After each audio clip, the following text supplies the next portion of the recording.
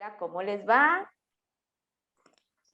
Estamos otra vez aquí en una conferencia virtual, esta vez en el marco del bicentenario de nuestro país, y agradecemos muchísimo a todas las personas que se conectan siempre con nosotros, que están con nosotros en cada una de las conferencias. Hoy tenemos a una conferencista del Museo Nacional de Costa Rica. Muchas personas ya la conocen, ella ya ha hecho muchas actividades, conferencias y además ha sido curadora de varias de las exposiciones del Museo Nacional. Les hablo de Gabriela Villalobos Madrigal, quien desde 1997 es parte del Museo Nacional de Costa Rica. Vamos a ver. Déjenme que estoy verificando la transmisión. Ajá, estamos en Facebook, muy bien. Perfecto. Les decía, bueno, que tenemos a Gabriela Villalobos Madrigal, quien es historiadora del Museo Nacional de Costa Rica desde 1997, y hoy viene a analizar un tema bastante interesante acerca de nuestra historia, de esa consolidación que tuvimos del Estado después de 1821. La independencia no es solo una fecha, la independencia es un proceso en el que hubo diferentes etapas y una de ellas se dio después de 1821 con la nacionalización, con la creación de la identidad nacional. Entonces, Gaby nos va a hablar acerca de esa consolidación con la conferencia titulada de Modernidades y Naciones, los orígenes del Museo Nacional de Costa Rica. Les cuento sobre Gabriela. Gabriela es historiadora con maestría académica en Historia Centroamericana de la Universidad de Costa Rica. Ha trabajado en el Museo Nacional como historiadora y curadora de exhibiciones desde 1997, como les decía. Es profesora en la Escuela de Historia de la Universidad de Costa Rica y como curadora ha realizado las exposiciones como la de Historia de Costa Rica, siglos 16 al 21, que está en este momento en el Museo Nacional. También ha realizado la curaduría de más de una decena de exhibiciones con múltiples tópicos de la historia costarricense y ha trabajado junto con otros curadores en el guión de varias exhibiciones. Entre sus publicaciones destacan Modernización agropecuaria en Costa Rica, Los Apóstoles del Progreso, 1897-1914, Los Apóstoles del Progreso, el catálogo de la exhibición de historia de Costa Rica del Museo Nacional y la coedición del libro conjunto con Mirna Rojas de José Fidel Tristán, Diario de Arqueología, así como múltiples publicaciones digitales y en el Museo Nacional, en la página del museo y en otras redes académicas. Sin más, los dejo con Gabriela para escuchar la conferencia de Modernidades y Naciones. Gabriela. ¿Cómo están? Muchas gracias por escucharme. Es para mí un honor poder transmitir a un público más general elementos claves para entender la fundación del Museo Nacional, el desarrollo de la ciencia en esa época y el contexto intelectual nacional e internacional. Voy a proceder a compartir la presentación. Bueno, en primer lugar, muchas gracias por acudir a este espacio virtual. El Museo Nacional pues es una institución con 130 años de historia, que su análisis es bastante complejo en términos de que es algo más que nombres, fechas y temas de investigación. Por eso, el título de la exhibición, perdón, de la exposición. ¿Qué es lo importante a la hora de releer la historia del Museo Nacional? Y aunque nos vamos a limitar algunos años, finales del siglo XIX, inicios del XX, lo cierto es que desde una visión más historiográfica y académica, hay varios problemas, digamos, que hay que enfrentar en términos de cómo se desarrolla una investigación del museo. Como como institución. En primer lugar, hay que saber problematizar que la ciencia no es un proceso neutro. En parte es una construcción social donde se juegan legitimidades científicas, se juegan redes intelectuales a nivel internas. También la ciencia, y en este caso el museo, pues tiene que ver con la institucionalización y el fortalecimiento del Estado, especialmente a finales del siglo XIX. Temas relacionados con la historia natural, con la arqueología, con la historia, tienen un papel clave en discursos de identidad nacional y también en aquella época, a finales del siglo XIX, en lo que era intereses económicos, ¿verdad? Lo que voy a hablar, bueno, hay ciertos temas que han sido ya trabajados por ejemplo, historiadoras como Erika Golcher, Christian Candler, René Viales, Francisco Corrales, entre otros, digamos. En ese sentido no es una tabula rasa el retomar la discusión sobre los orígenes del Museo Nacional. En primer lugar, ¿qué es clave? Entender el papel que juega la ciencia y el discurso de modernidad. Esa modernidad que si nos remitimos a la ilustración, también tiene un peso clave, por ejemplo, en los procesos independentistas, ¿verdad? Más cuando pensamos esa ilustración como un movimiento que nos dice que es la ciencia y la razón las que tienen que guiar el conocimiento y el manejo del mundo, y no la religión, ¿verdad? La religión que era lo que justificaba la legitimidad de los reyes. Entonces, ahí se cruzan caminos importantes, ¿verdad? Para entender el siglo XIX. El concepto de ciencia que estamos hablando es un concepto occidental. Cuando vemos el desarrollo en el siglo XIX, no solamente es un tema de información, sino también es de dominio de la naturaleza. Una percepción en donde la naturaleza es caótica y los científicos tienen que ordenarla. Es muy importante, digamos, para entender cómo comienzan a aparecer, digamos, en Costa Rica y en América Latina, lo que fue el trabajo de Humboldt, todas las investigaciones, dos, por ejemplo, figuras claves que llegaron en la mediados del siglo XIX, Bonfrancius y Hoffman, llegaron con una carta en mano de Humboldt para el presidente de la época, Juan Mora Porras, diciéndole que eran personas muy respetables y por favor que los apoyaran en sus investigaciones naturalistas. El concepto también va, digamos, en el caso de Costa Rica, en un imaginario, digamos, de un trópico, digamos, que está asociado desde la colonia una leyenda del Dorado donde se buscaba oro. Después es un poco releído en cuanto a la riqueza natural, ¿verdad? Y la ciencia es una estrategia para a esa naturaleza sacarle sus secretos mercantiles y productivos. Y claro está, un discurso muy propio de la modernidad, el Estado liberal, además en Costa Rica, a finales del 19, que es el progreso.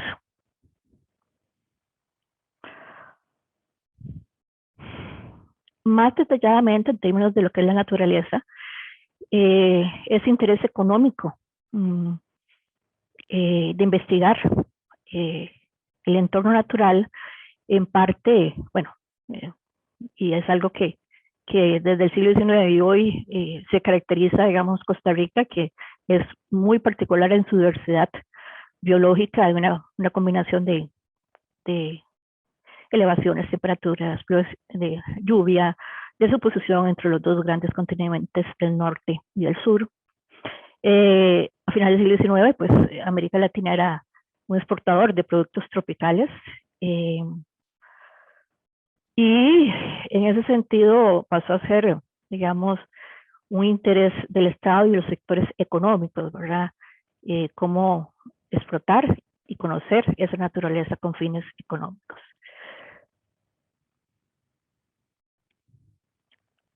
Algo muy interesante cuando usted ve, digamos, las publicaciones, los inicios del museo, del Instituto Físico Geográfico, inicios del siglo XX, es cómo el estar Costa Rica dentro de una, digamos, esa franja del trópico, en donde varios imperios tenían también algunos territorios y colonias, el nivel, digamos, de cruce de información, de interés científico que se generaba, por ejemplo, en Costa Rica, llevaba a que existiesen relaciones internacionales con una enorme cantidad de herbarios, con una enorme cantidad de herbarios en colonias, en la misma franja tropical. ¿Por qué? Porque en ocasiones era la búsqueda de si esta variedad era la que se estaba, por ejemplo, produciendo al otro lado y en la misma franja y con ciertas características similares climáticas. La Costa Rica liberal, que ve nacer al Museo Nacional, pues está en un proceso de fortalecimiento, de creación de instituciones, cambios culturales ligados al mundo urbano, algo muy, muy importante, lo que es la secularización, ¿verdad? Y la europeización de las élites, que conllevan un conflicto, digamos, con los sectores populares, que estaban en parte, digamos, muy ligados a tradiciones coloniales y al rol de la iglesia. Es ahí donde hay tres líneas claves en términos de modernizar, creación de instituciones científicas, fortalecimiento de la educación y el impulso a la higiene y la salud. Y a la par, digamos, en ese contexto, de este conflicto cultural, se da el desarrollo de una forma más elaborada del discurso de identidad nacional alrededor de la campaña contra los filibústeros de 1856 y 1857.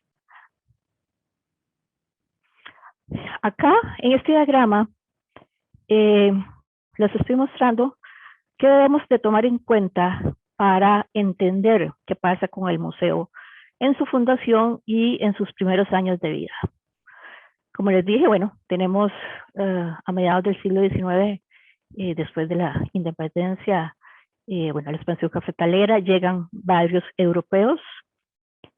Algunos son los que pasan a liderar lo que podríamos decir es la mamá o el papá del Museo Nacional, que es la Oficina de Estadística, fundada en 1862. Para los 80s, tenemos esa dimensión más compleja en términos de conflicto cultural, de modernización con referentes europeos. Se dan las reformas liberales, se crean otras instituciones como el Archivo y la Biblioteca Nacional. Si ustedes ven cómo esta secuencia, vemos cómo son estos procesos que nacen de dos secretarías, ¿verdad? La de fomento, que hoy eso va a pasar a ser la de obras públicas, y la de instrucción pública. En 1886 pasa algo fundamental, que es la primera exposición nacional, que además es pensada para participar, para ver cómo participamos en la Exposición Internacional Universal de París de 1889, y como lo plantea David Díaz, es también un antes y después en la virtualidad de la entidad nacional. 1892-1897 es muy intenso para el museo, para el Instituto Físico Geográfico, a partir de podríamos decir, de dos demandas claves del Estado, que son participar en las exposiciones internacionales y el levantamiento del mapa de Costa Rica. A finales del siglo XIX hay una crisis cafetalera que impacta muy profundamente a la sociedad costarricense, y vamos a ver una transición de la ciencia pura a la ciencia aplicada. En ese proceso paralelo vemos cómo, llegado el momento, digamos,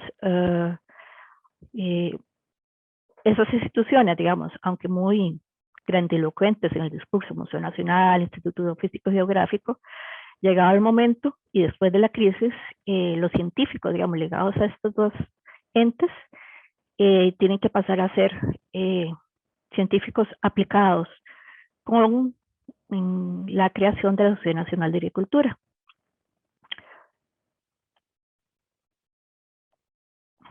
Ok, otro elemento importante, digamos, cuando hablamos de Anastasio, Pittier, estamos hablando no solamente de, digamos, de nombres y escritos y temas de investigación. Estamos hablando de una intelectualidad orgánica, ¿verdad? En el caso del Estado liberal, digamos, dos líneas son las que desarrolla lo que es contratar educadores y contratar científicos europeos. Es ahí donde llega, por ejemplo, en un primer momento los hermanos Fernández Serraz y en un segundo momento gente como Pittier, por ejemplo, y Tondús. También es muy importante entender, digamos, que los científicos intelectuales ligados a estas instituciones se manejan en redes, en dinámicas también de sociabilidad. Es por eso que este cuadro que está a la derecha, vemos espacios donde muchos de estos intelectuales, científicos, educadores se encuentran. A veces solamente consigo mismos, por decirlo así, solamente para los especialistas. En otras ocasiones son espacios mucho más amplios. Ese es el caso, por ejemplo, de la masonería, por ejemplo, o la Sociedad Nacional de Agricultura, o lo que va a ser después el Ateneo de Costa Rica. ¿Por qué? Porque veremos un Anastasio, figuras que van a estar, digamos, siendo clave para el museo y el instituto, siendo también importantes en esas organizaciones, en esos espacios de sociabilidad, en términos de construcción de comunidades, como les digo, a veces muy específicas, especializadas, científicas, y otras más amplias, entendidas como espacios de modernidad. Muy importante, igual, digamos, el Museo Nacional, pues no, del cielo no cayó, digamos. Tenemos que entender más allá de todo lo que es todos los antecedentes de gente que vino a veces como colector, que venía, bueno, como viajero también en algunos casos, los que venían específicamente a conseguir orquídeas, plantas ornamentales, pero que la información no quedaba en Costa Rica, sino se iba para Europa. Lo cierto es que, digamos, antes de la creación del museo y del instituto, hay personas claves, digamos, para entender esas redes. Por ejemplo, lo que es León Fernández Bonilla y Manuel María Peralta, digamos, todo lo que hicieron en cuanto al inicio, digamos, a un momento clave de la historiografía, muy ligado a las relaciones diplomáticas, a los conflictos limítrofes, en donde hacen estudios, cuando están en sus labores como diplomáticos, son los que comienzan a compilar, sobre todo en España, los archivos con información colonial, donde de paso hay información sobre la historia y el impacto, digamos, de lo que fue la conquista y la colonia en las sociedades indígenas. Entonces, ellos, digamos, son claves por el tipo de información que buscan, y en algunos casos, como el caso de Manuel María Peralta, por ser un diplomático que en esa época es la vía para traer ciertos científicos, para participar en las exposiciones internacionales. Entonces, aunque no, digamos, no pertenecen, digamos, como empleados, obviamente, al Museo Nacional, son parte de esa comunidad y esas redes necesarias para entender el nacimiento del Museo Nacional. Otros, hay muchos, ¿verdad? Pero por lo menos Bonfrancis y Hoffman, que llegan en los 50, son los primeros que comienzan a hacer estudios desde Costa Rica, algunos geológicos, plantas, también de zoología, envían ejemplares a veces a Estados Unidos, muchos a Europa, Inglaterra, y ahí vemos esa semilla que tiene sus, digamos, tiene sus réditos. Por ejemplo, Bonfrancius pasó a ser literalmente el padrino científico de José Cástulo Celedón, un ornitólogo importantísimo que en su momento también fue dueño de la botica francesa. Un padrino, digamos, que lo impulsó, por ejemplo, para tener una formación y una relación más estrecha con el Smithsonian en Estados Unidos. También, por ejemplo, tenemos a José Ramón Rojas Troyo, un caficultor cartaginés que armó una de las más grandes colecciones arqueológicas que podríamos decir ha dominado cuantitativamente la colección del Museo Nacional. También él era un vínculo en la red a veces de varios investigadores que llegaban en su época. Otro elemento, otras figuras, igual, no dentro de la institucionalidad, pero muy importantes para entender ese mundo científico, es, bueno, Monseñor Til, ¿verdad? Todas sus investigaciones ligadas a sus procesos de evangelización, mucho conocimiento, digamos, de lo que estaba pasando en las sociedades indígenas en esa época, llega y se conserva por fuente escrita por las narraciones que hace Til, digamos, que también arma, porque eso le da digamos, una colección arqueológica. Y otras figuras como Carlos Gallini, que ya verán que entran a jugar en ese mundo que más adelante explicaré, que es el del americanismo, en cuanto a los estudios lingüísticos y arqueológicos de América. Aquí tenemos pues figuras claves que van a estar ligados a esa investigación científica y a estas instituciones: Anastasio Alfaro, el director casi, podríamos decir,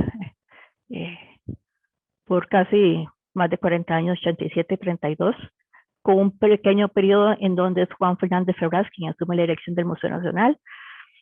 Pittier, la cabeza del Instituto Físico Geográfico, investigadores como Pablo Viollet y Adolfo Tondús, que cuando vemos más adelante hay un momento en que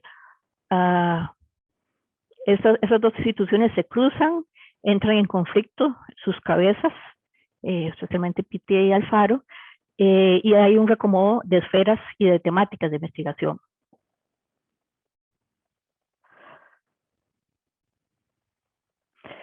Antes de entrar a esa parte del museo, quiero rescatar algo fundamental para entender la creación del Museo Nacional, que es la Exposición Nacional de 1886. Como nos dice Díaz, fue un momento, un antes y después en cuanto a la ritualidad cívica y liberal, en el concepto de una comunidad política imaginada, ¿verdad?, que se encuentra en un espacio.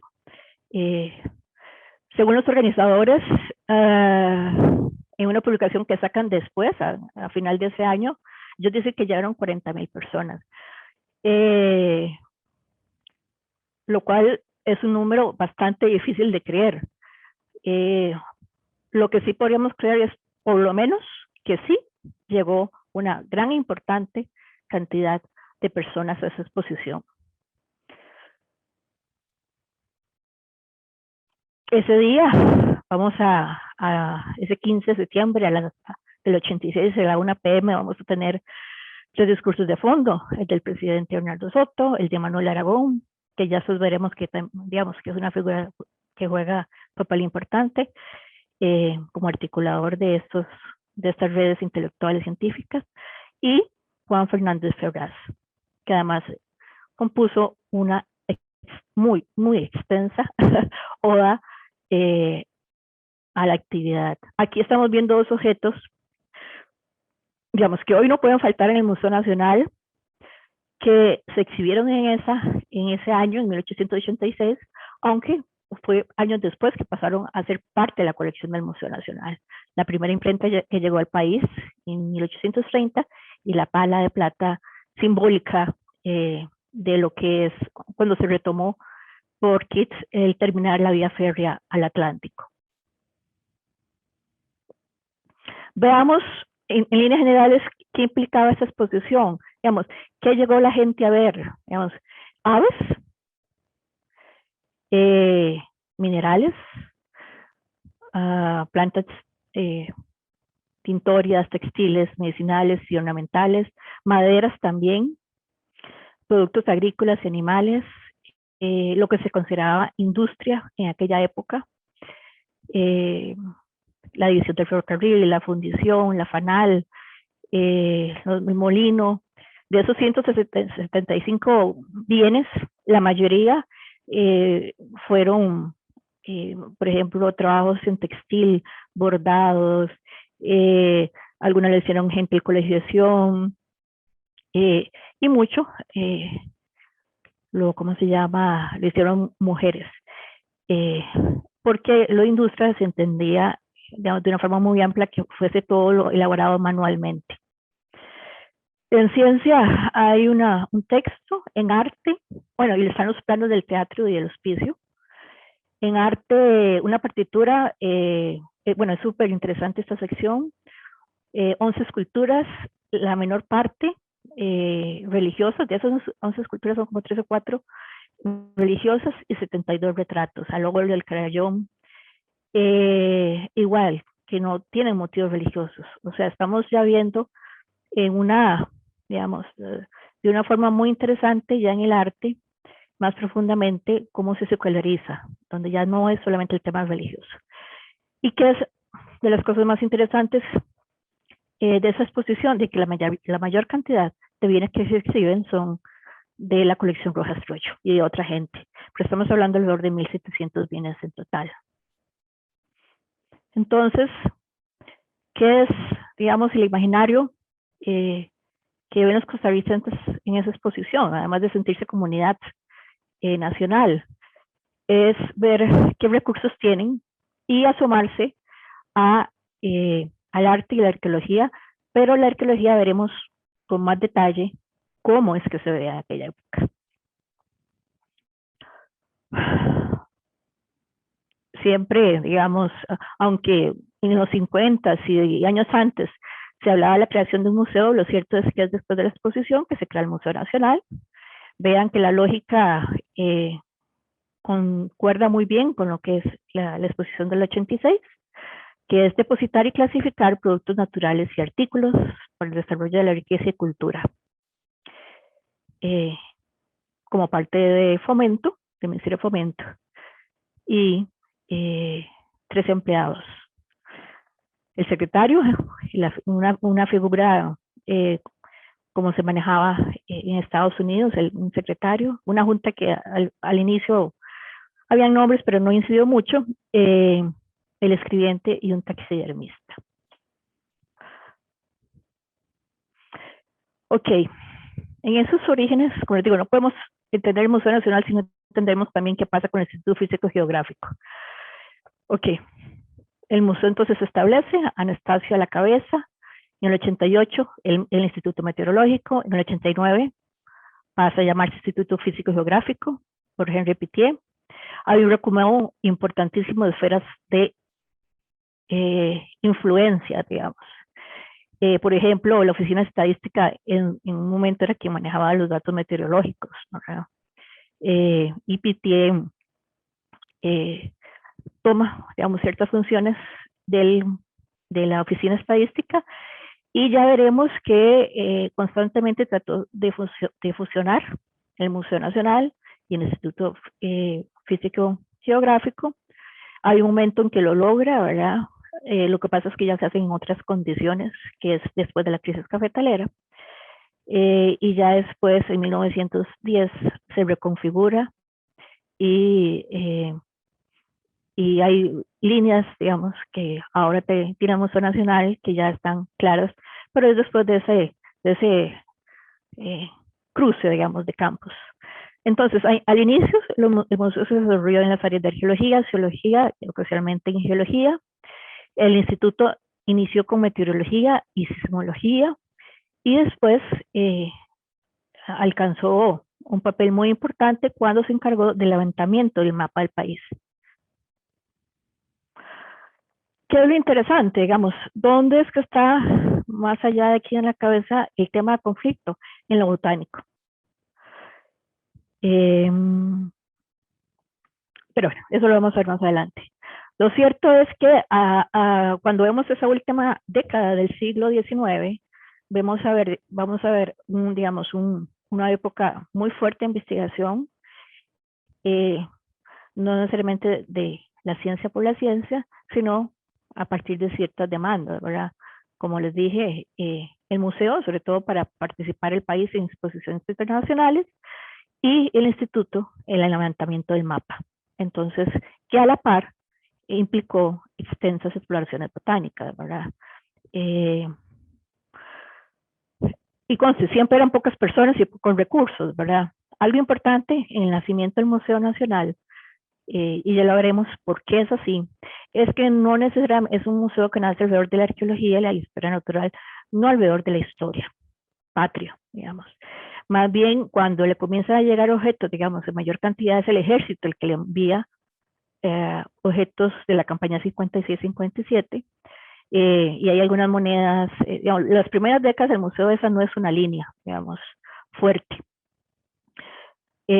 Aunque lo que sí es cierto es que llegado el momento, esas redes de intelectuales y científicos van a ser importantes para, por ejemplo, crear una obra histórica llamada Revista de Costa Rica en el siglo XIX. Esa fotografía que se ve es de esa revista, y ahí, por ejemplo, Viollet hace una extensa compilación de centenares de títulos de todo lo publicado sobre Costa Rica en lenguas extranjeras hasta el momento. Y bueno, ya eso veremos que por eso es que en un momento mencioné, digamos, a ciertos diplomáticos y otras figuras. ¿Por qué? Porque ellos comienzan a traducir, digamos, ciertos documentos al español. El museo, sus casas no van a ser, como se llama, casuales, ¿verdad? Comienza en la Universidad de Santo Tomás, hay un momento que está en el laberinto, cerca, digamos, de un proyecto que tenía José Castro Celedón, y ya después, hasta el 49, está en una edificación que fue la primera casa del Liceo de Costa Rica. Y también ahí en su momento se reunieron algunos grupos masónicos, y si ustedes ven, por eso aquí está la torre del observatorio del Instituto Físico Geográfico. Ok, el conflicto, ¿dónde se pelearon en primera instancia? En los estudios botánicos, los más estratégicos por su potencial agrícola y por el reconocimiento que se alcanzaba en la comunidad científica internacional.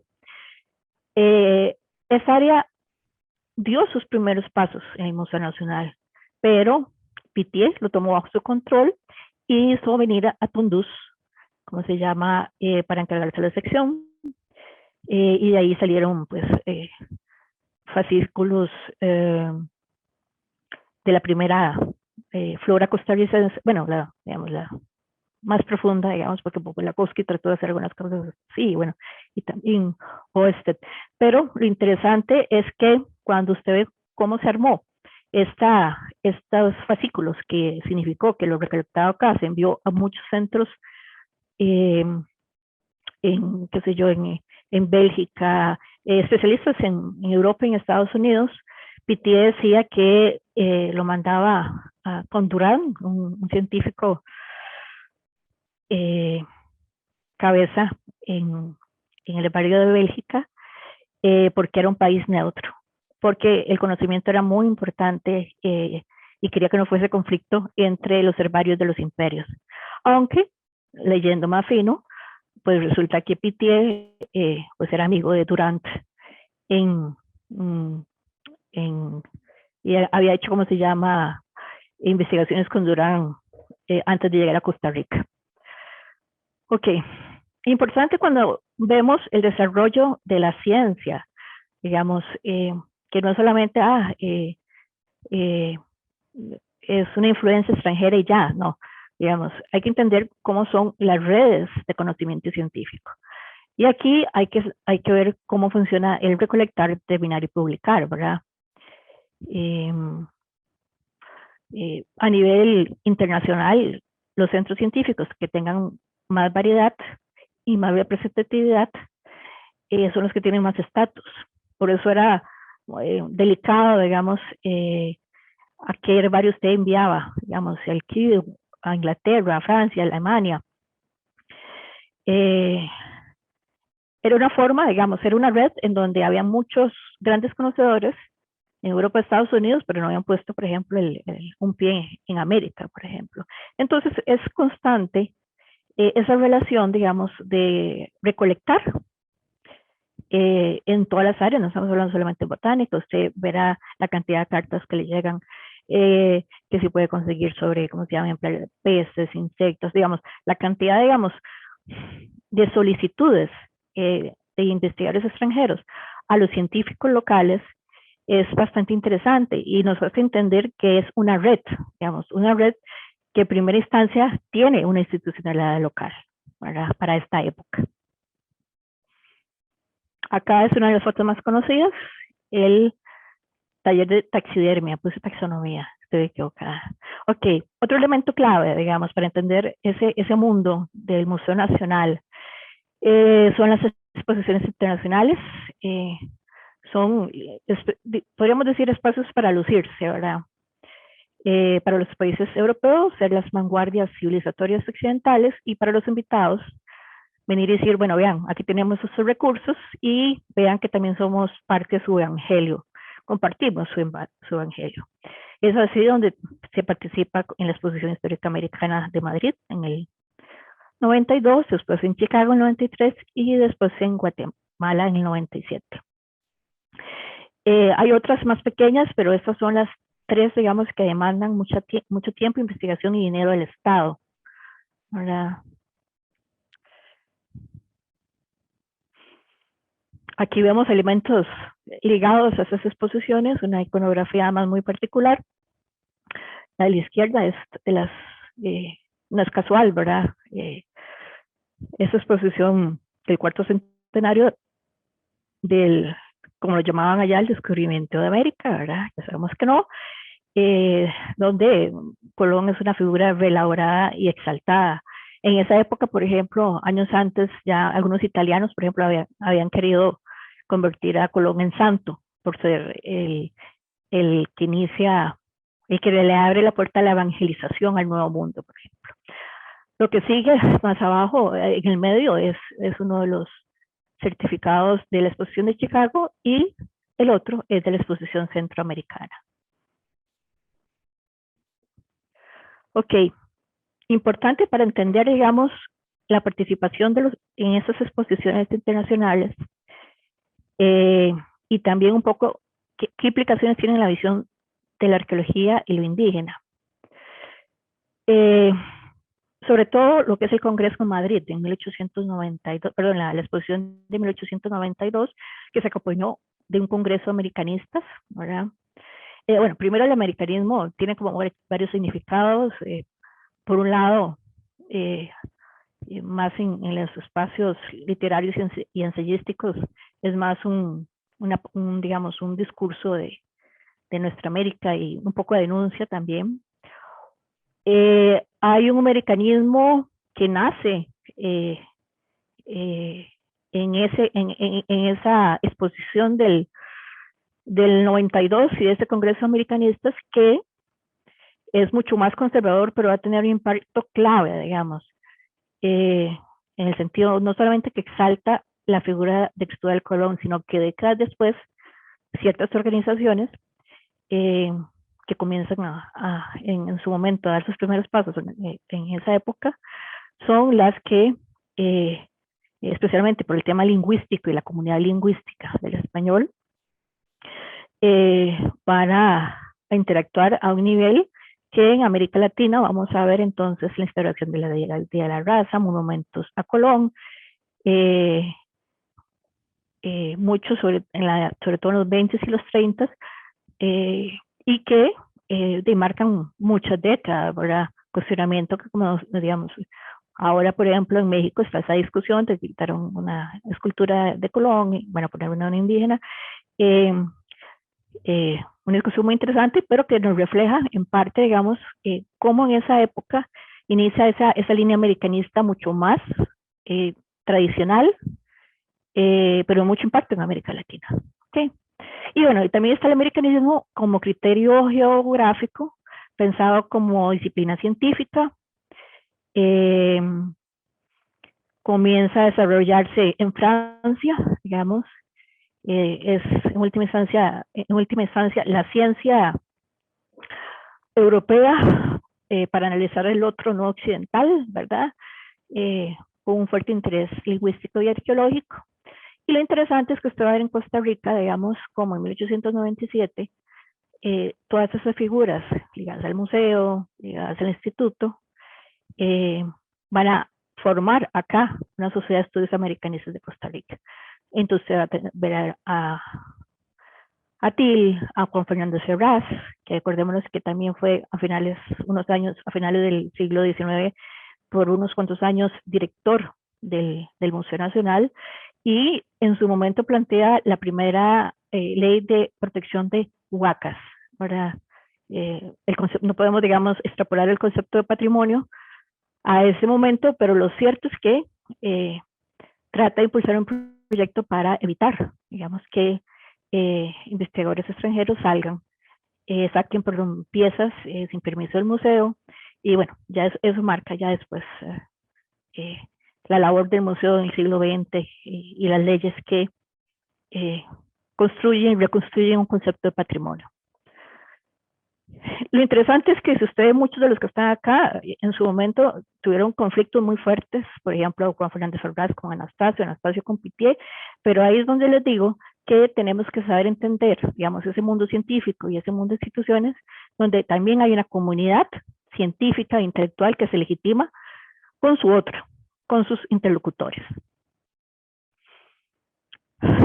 Esta imagen que vemos acá en parte nos habla de ese discurso americanista que llega a permear, digamos, la visión de la arqueología y lo del indígena. ¿Por qué?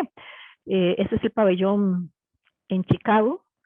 Vemos exquisitamente unas vitrinas muy hermosas y quedamos al fondo. Vemos a Juan Vázquez de Coronado rodeado de algunos objetos de manufactura indígena como tambores, especialmente la colección de Monseñor Til. Ok. Ya vimos un poco la parte natural. Ahora cuando nos asumamos esa parte de la arqueología y los indígenas, es muy importante entender que hay una imagen de lo que se llama la América arqueologizada, digamos, como lo dice esta investigadora de apellido Pratt. Es una arqueología donde se reviven muertas digamos, esas sociedades, esas culturas indígenas como arqueología se reviven muertas en el sentido de que fueron y no son, lo cual pues obviamente no es cierto. Vean un poco esa mirada de María de Peralta, que escribió pues, varios textos, como digo, una figura clave en lo que es recopilación de información, y vean cómo él habla sobre la situación. Él dice, la exposición de Madrid ha revelado a la Europa culta la existencia de pueblos indígenas dignos de estudio y recuerdo. Al cabo de 4 siglos es quizás la primera vez que se echa una mirada universal de compasión razonada sobre el conjunto de aquellos pueblos que la civilización cristiana arrancó a su propia destrucción y al eterno olvido. Un poco ahí se entiende porque años antes querían convertir a Cristóbal Colón en santo. Ok. Para efectos del Museo Nacional, entonces, hay varias, ¿cómo se llama? Hay ciertos investigadores importantes como Bransford y Hartman que llegan a buscar colecciones arqueológicas para museos extranjeros. En el momento, como lo dice Francisco Corrales, la imagen es una delgada línea entre arqueología y coleccionismo. Los bienes arqueológicos, y estamos hablando por muchas décadas, póngale todavía 50, 60, en el Museo Nacional, eran valorados no tanto por su origen, contexto o continuum histórico, ¿verdad? Que vemos que eso es lo primero que se trata de romper, sino por la belleza y la habilidad técnica, ¿verdad? Y pasa a ser un símbolo de consumo entre las élites, al punto que ya a finales del siglo XIX, por ejemplo, Ferraz dice que ya hay un mercado de falsificaciones de piezas arqueológicas. Y el museo, pues, cuando se funda, se alimenta de la colección, de la donación de la colección de José Ramón Rojas Troyo, y colecciones compradas a alguna gente, sobre todo del Pacífico Norte, y lo que Anastasio Alfaro excavó, por ejemplo en Guayabo,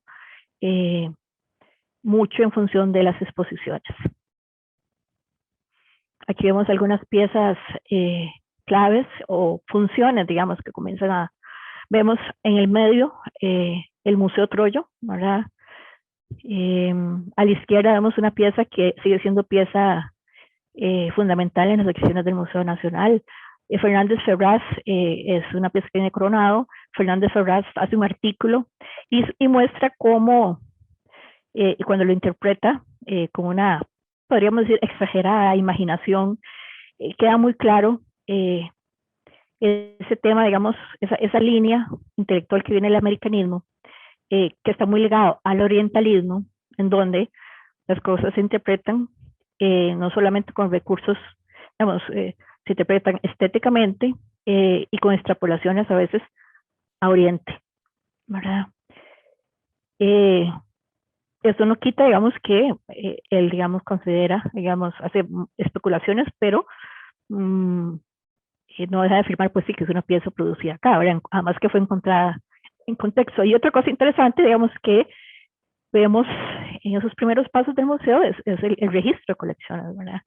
Esa que estamos viendo es una de las primeras esferas que de un tamaño más pequeño. La primera mención que encontramos, dicen esferas pequeñas y medianas, que son de la colección Troyo y que se expusieron por primera vez en 1886 en la exposición nacional. Pero ¿qué pasa? Digamos, es algo más que objetos, ¿verdad? Y ahí donde también tenemos que pensar cómo es que se construye la ciencia moderna occidental, ¿verdad? Y cómo se ve, digamos, al indígena, ya lo vimos, digamos, es un indígena arqueologizado, que no hay un continuum, digamos. Sí, hicieron cosas muy lindas, como se llama, en el pasado, pero en ese momento, finales del 19, inicios del 20, gira alrededor de, digamos, depende de cada país, digamos, visiones en donde o tienen que ser asimilados o tienen que ser invisibilizados, ¿verdad? En el caso de Costa Rica, hay una invisibilización, especialmente por el discurso de la blanquitud, digamos, de la entidad nacional. Hay un sentido, por eso es que el Museo Nacional, digamos, y muchos museos manejan ese paquete de historia natural y lo indígena. ¿Por qué? Porque se ve el indígena como parte de la naturaleza, digamos. Es parte de lo que, ¿cómo se llama? Está tan cerca, como dicen algunos investigadores, como no es parte de, digamos, no es conocedor de la supuesta lógica del mercado y la modernidad, es incapaz de estar separado y ser objetivo con respecto a la naturaleza, ¿verdad? Entonces se les cosifica, digamos, por ser, porque son parte de la naturaleza. Entonces ahí es donde es muy importante entender cómo nacen museos como el Nacional, que no es tanto alrededor de historia, del concepto de historia patria, sino de ese paquete, digamos, naturaleza, indígena, arqueología. Ok, algo importante, digamos, en la creación del museo y también del Instituto Físico Geográfico, es que eso impacta el conocimiento científico sobre el país. Veamos las publicaciones por temas antes del 89, de 1889 y después, ¿verdad? y no es casual, digamos, y eso es la labor científica del museo y del Instituto Físico Geográfico, como al final, llegado el momento, se articulan, ¿verdad? Bueno, por lo menos en ciertas áreas, y ya lo meteorológico y sismológico pasa a otra parte. Las redes internacionales, eso lo vemos muy bien en cuanto a con quién nos relacionamos. Si ustedes vemos, en cuanto a lo que recibe el Museo Nacional, el Instituto Físico y Geográfico, viene sobre todo de Europa, y poco a poco, digamos, va aumentando presencia de Estados Unidos. Y si hay algo que destaca, es vea, por ejemplo, la poca relación con América Latina, comparativamente Centroamérica, ¿verdad? O sea, son redes internacionales que miran hacia Estados Unidos y hacia Europa. Acá, igual, vemos ¿cómo se llama? Ese papel de Europa y Norteamérica, pero también vemos esa tendencia que se ve hasta en quiénes son los vínculos más importantes de investigación científica, especialmente con el Smithsonian y con el Departamento de Agricultura de Estados Unidos. Y eso lo podemos rastrear con un estudio bibliométrico como este. Por último, como les dije, una de las cosas importantes para entender qué pasa con el museo, con el Instituto Físico Geográfico, con los científicos ligados a estas dos instituciones, es la crisis cafetalera y una redirección hacia la ciencia aplicada. Y es ahí donde se crea la Sociedad Nacional de Agricultura. Veámoslo solamente en lo que es los cambios temáticos. Por ejemplo, los análisis y boletines del Instituto Físico Geográfico, si ustedes ven, en esos años la mayoría están ligados a temas de ciencias, de colecciones. Ya después, cuando vemos este boletín, este agricultor hispanoamericano, ese sí está fuera de las redes. El boletín de agricultura tropical lo dirige Pittier junto a Manuel Aragón.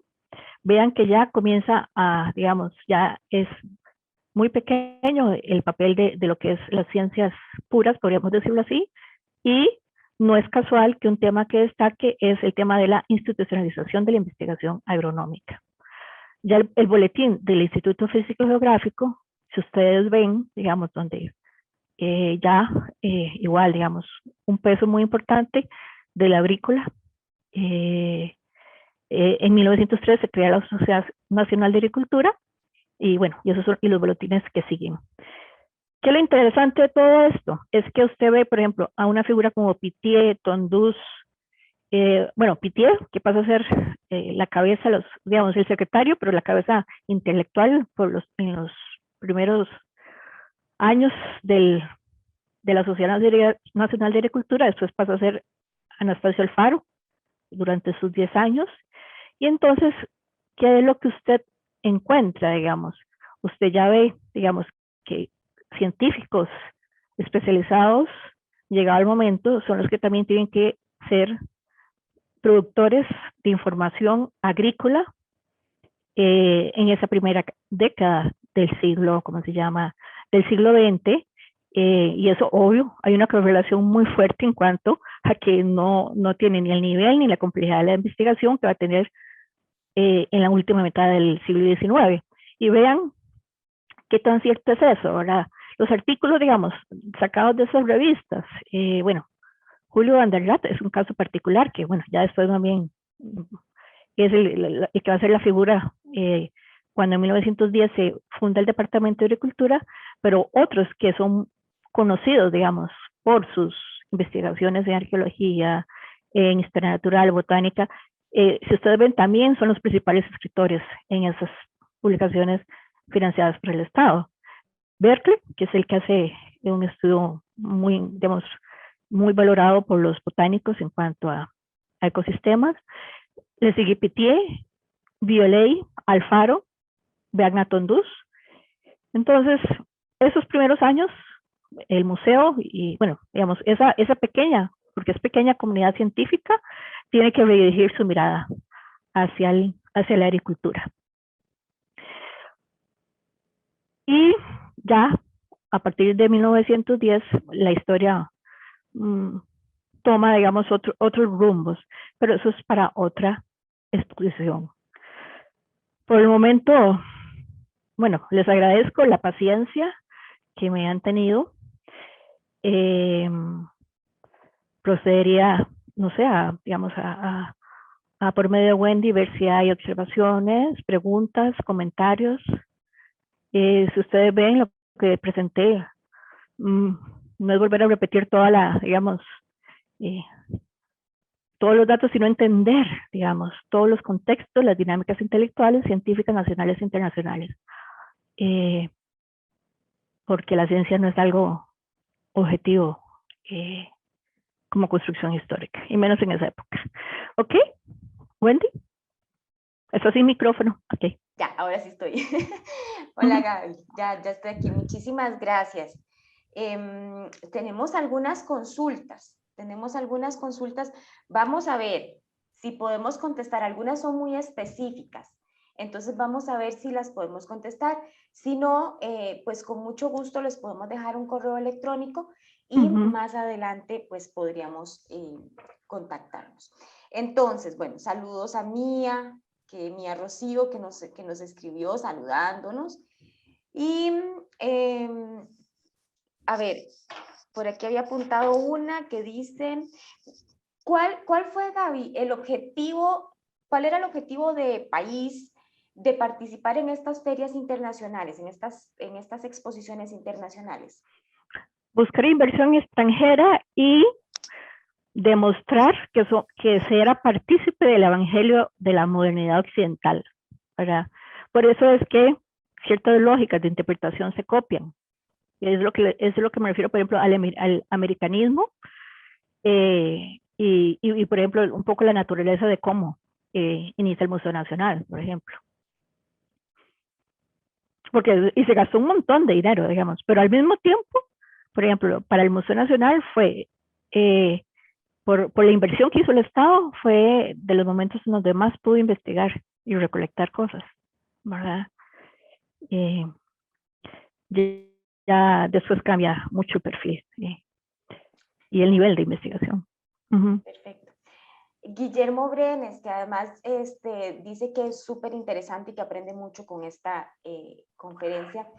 Guillermo dice, bueno, que si el universo del Museo Nacional en aquel entonces era excluyente, que si era, entiendo yo, que si era para élites sobre todo, y que a partir de cuándo empiezan a ser convidados a asistir al museo los estudiantes. En esa época, sí, nada que ver, digamos, como concebimos ahora el museo, digamos, eso es posterior. Sí, digamos, lo que más se vanagloriaba en algunos informes era cuando llegaban turistas extranjeros, ¿verdad? Pero también es cierto que llegaban estudiantes, ¿verdad? No como política primaria, porque en primera instancia los museos eran centros de colección e investigación, ¿verdad?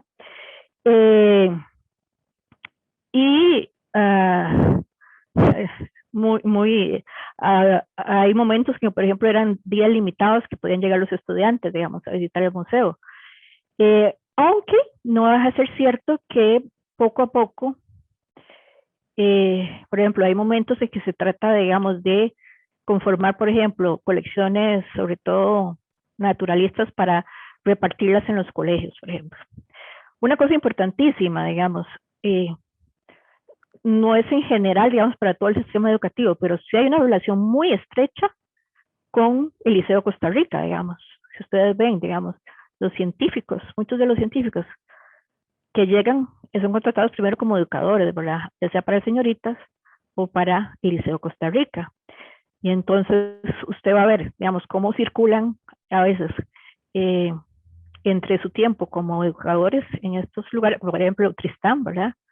en las señoritas, cómo circulan en estos espacios y cómo circulan en ya la investigación científica.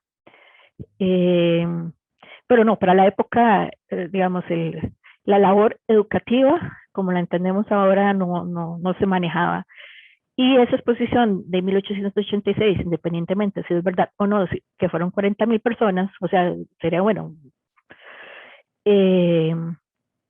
Lo cierto es que fue un ritual de participar, digamos, un ritual de comunidad de participar en una actividad del Estado, ¿verdad?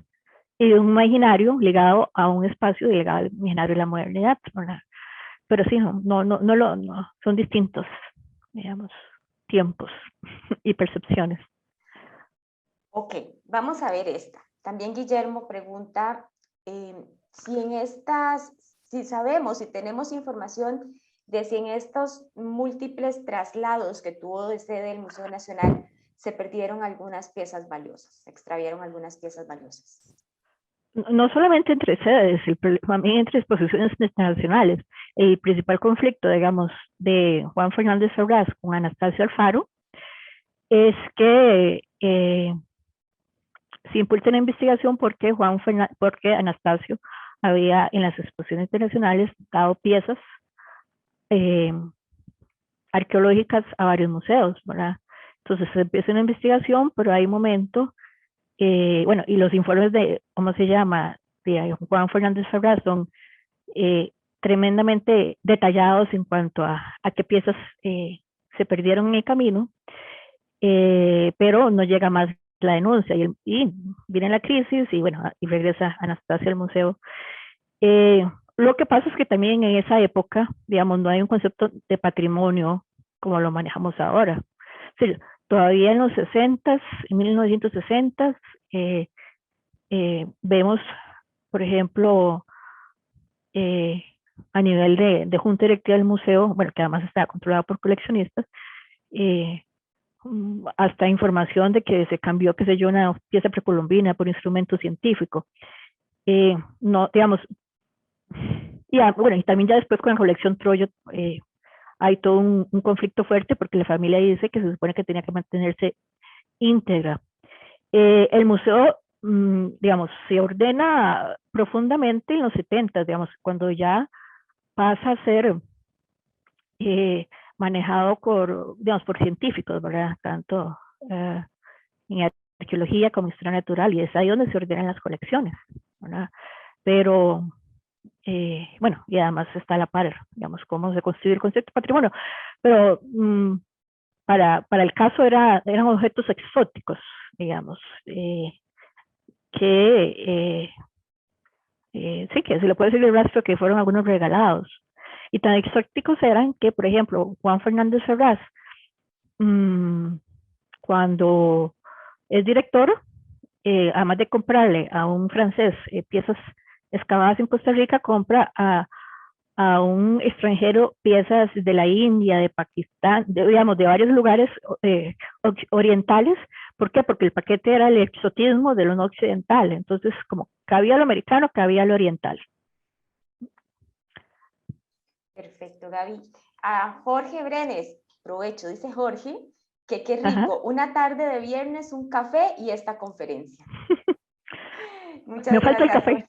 Jorge. Jorge debe estarse tomando un café muy bueno. Gracias por acompañarnos con ese cafecito. Guillermo aporta algo más, dice que era, me imagino que está aportando a lo de las, ay, se me fue la palabra, exposiciones internacionales. Dice que era importante construir una imagen exterior del país como una república rica, abierta a la inversión y a la inmigración. Sí, por eso es que digamos, cuando vemos esa línea, digamos, de cómo se funda el Museo Nacional, el predecesor es la Dirección de Estadística, bueno, la Oficina de Estadística. Sí, más bien, unos datos interesantes de esas exposiciones internacionales y congresos es que en esas, digamos, las exposiciones internacionales se han aprovechado por científicos para hacer también congresos. Y uno de los primeros que se hacen para ponerse de acuerdo sobre ciertos términos es el de estadística. En el caso de Costa Rica, usted va a ver, por ejemplo, una producción enorme, digamos, de folletos para buscar la migración, ojo, europeos, estadounidenses, en donde pues juega todo el discurso, digamos, de identidad nacional, de la blanquitud y discriminación étnica, que todavía sigue teniendo su hilo conductor y su realidad. Pero, por ejemplo, Violey una de las primeras cosas que hizo uno de los folletos en una gran, digamos, para atraer, ¿cómo se llama? Población migrante en varios idiomas y fue de una circulación importantísima, digamos, en Europa, en Estados Unidos. Y eso, en parte, lo hace la Oficina de Estadística antes del mismo Museo Nacional. Gracias, Gaby. Ivania Rodríguez dice que es un excelente espacio. Ivania dice que le llamó la atención la segunda sede del museo, que dónde queda el laberinto, dónde quedaba el laberinto. En la época el laberinto se conoce como un lugar que estaba cerca, al sur, cerca del Liceo Costa Rica, ¿verdad? Ahí mismo, no es casual que José Castro Luz Celedón hizo un proyecto ahí también productivo ligado a una fábrica textil, digamos, llamada El Laberinto también. La cuadra exacta no la conozco, pero sí estaba, digamos, cerca del Liceo Costa Rica. Bueno, sí, la Universidad de Santo Tomás es donde está ahora el Ministerio de Hacienda, ¿verdad? Al frente del teatro. Y ese edificio, que fue la primera sede digamos, del Liceo Costa Rica, ahí se reunía el Ateneo, y bueno, y fue por varias décadas la Casa del Museo Nacional, es donde hoy está la Caja Costarricense de Seguro Social, en el corazón de San José. Perfecto, Gaby. Dice Andrés, la felicita por la conferencia y te pregunta, dice, me pregunto por la parte etnográfica que en la época de los inicios del museo no se trata, que si hay algunos estudios al respecto. Es que los estudios, por eso es que yo presenté dos grupos, los que trabajan en el museo o el instituto y ese otro grupo donde usted encuentra TIL, por ejemplo, bueno, Gagini, pero digamos, para ellos, ¿cómo se llama? La especialidad, la especialización científica no era necesariamente una, digamos, con lo que se manejaban. Entonces, usted a Pití haciendo, digamos, a Gagini, a Pití, a Til, ¿cómo se llama? Haciendo estudios sobre las lenguas. Fernández Ferraz, por ejemplo, trata de hacerlo, ¿cómo se llama? Pero no en Costa Rica, sino, ¿cómo se llama? En Guatemala. Esa es un poco como la dupla del americanismo, ¿verdad? En la época, que es arqueología y lingüística. Pero no se, digamos, no se trabaja como una área específica, sino que es parte que se acompaña, digamos, de otras investigaciones, ya sean arqueológicas, naturales, digamos, lo que por ejemplo, sacó la información que sacó Thiel o Pittier de sus exploraciones botánicas digamos, en el Pacífico Sur y en varios lugares, es fundamental para entender, por ejemplo, la lingüística indígena en Costa Rica, por ejemplo. Pero si vos ves, no es porque sea necesariamente una función específica de la institución, sino porque es la dinámica de los intelectuales y científicos que giran alrededor de estas temáticas y de estas instituciones. Gracias. Olman Solís también te felicita por la conferencia. De una vez Gracias, Olman, por estar ahí. Ivania Rodríguez te replica, dice que sí, entonces esa sede del museo estuvo cerca de donde estuvo la primera cárcel de mujeres. No sabría decirte lo de la cárcel de mujeres. Es que la cárcel que estuvo por San Juan de Dios, no, digamos, no he podido, digamos, ese edificio laberinto no lo he podido ubicar, por decirlo así, en su cuadra exacta. Ivania, ya después hablaremos y veremos qué tan cerca estaban. Perfecto, Gaby. Bueno, nosotros de nuestra parte agradecer muchísimo la compañía, las preguntas que estén con nosotros. Estamos a pocos días de celebrar el bicentenario de nuestro país. Una fecha para reflexionar, una fecha para conmemorar, para ver hacia atrás y para ver hacia adelante. Yo quiero pedirle a Gaby que por favor haga una reflexión final acerca de esta conmemoración que vamos a tener en pocos días, fecha escogida por nuestros antepasados para celebrar la fecha del bicentenario. Y con esto cerraríamos la conferencia de hoy, agradeciendo muchísimo la compañía de ustedes y invitando a la próxima conferencia que será el miércoles 22 de septiembre. Gaby, te dejo la palabra. Ok. Los bicentenarios o los centenarios o fechas, digamos, tan importantes son espacios, primero para entender qué pasó, ¿verdad? Y lo que pasó no es una discusión solamente de una fecha, es una discusión de procesos, digamos. El tema independentista es un tema muy complejo de procesos, digamos, de conflictos, de negociaciones, de circulación de ideas. Pero algo, digamos, que sí es importante, más allá de la discusión académica, historiográfica, es tener cuidado, digamos, de pensar el bicentenario solamente como un ejercicio discursivo patriótico. Veámoslo más bien como una oportunidad del análisis, digamos, de cómo se ha construido la sociedad costarricense y algo que en mi caso, pues me tocó la bastante difícil tarea de hacer el guión de la sala de historia, la nueva sala de historia, puse al final, ¿verdad? Bueno, y es parte como el discurso de la exhibición. Puse al final un espejo que tiene una pregunta que dice ¿quién construye la historia? Y el punto ahí es quién se refleja en ese espejo. Lo que quiero decir es que en última instancia estamos en un momento más allá del recuerdo, estamos en un momento también de construcción de futuro, no es cualquier momento en términos de la discusión sobre las funciones del Estado, en nuestras, ¿cómo se llama? Las respuestas ciudadanas, por ejemplo, a ciertas prácticas del Estado, llámase, por ejemplo, no vacunarse. Lo que quiero decir es que en última instancia la historia la construyen todos y todas, digamos. No es solamente lo que, como hace unos 40 años eran las salas del Museo Nacional, que eran los cuadros de los presidentes, todos hombres blanquitos y sus objetos. Cuando yo monté la sala de historia, tenía más bastones de presidentes que objetos para montar, por ejemplo, temas de salud pública. Entonces, ¿qué es la reflexión? La reflexión es seguir haciéndote preguntas. Así lo tuvieron que hacer los que vivieron la independencia, de preguntas, bueno, ¿hacia dónde vamos y cómo nos organizamos y qué responsabilidades vamos a tomar? Bueno, ahí veamos este bicentenario para entender el pasado, pero para seguir con esa premisa. La sociedad y el futuro lo construimos todos y todas, y ese es un tema de responsabilidad ciudadana y análisis.